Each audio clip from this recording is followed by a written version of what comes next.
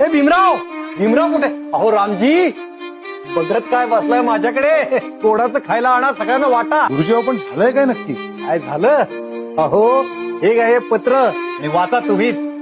अरे कोणीतरी भीमरावला बोलवून आणा रे. अगं मला पाणी काय देतेस? तुझ्या नवऱ्याला बोलवून आण. मला स्वतःला त्याला ही बातमी द्यायची. अभिनंदन भीमराव, अभिनंदन.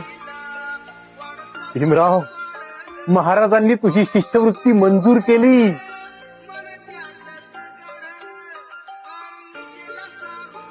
आता तू शिकणार. भीमराव, तुझं आणि तुझ्या दादांचं स्वप्न साकार होणार.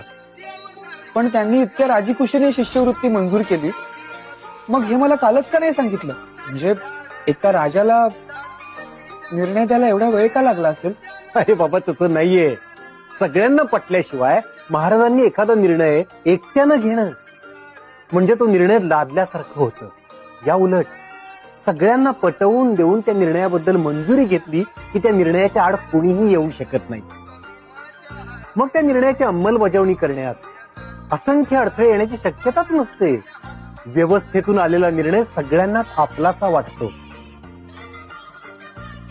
सुभेदार, काय झालं हो? या बातमीनं तुम्हाला आनंद नाही झाला का? आनंद झाला आणि मावळलाय. गुरुजी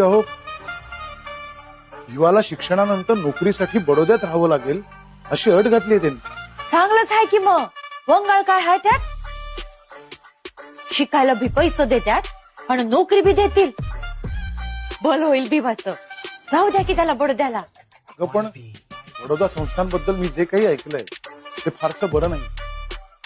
जुन्या विचारांचे लोक राहतात म्हणे तिथे. मग विवाचा निभाव कसा लागायचा?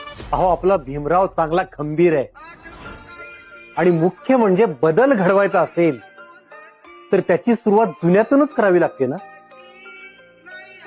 तुमचा भीमराव जुन्या विचारांना नाकारत बदल घडवून आणेल. विश्वास ठेवा सुभेदार, भीमराव सगळ्या नकारांना स्वीकारात बदलेल. नाही रे दादा, इतका मोठा आनंदाचा दिस आहे आज. तोंड कशाला पाडून बसलाय तू? एवढी मोठी गोष्ट घडली दादा. आणि गुरुजी तुम्ही नसता तर हा दिस बघाया मी आला असता का आम्हाला? तुमच्यामुळे घडलंय गुरुजी हे समजा. या तोंड गोड करा. दे बाय.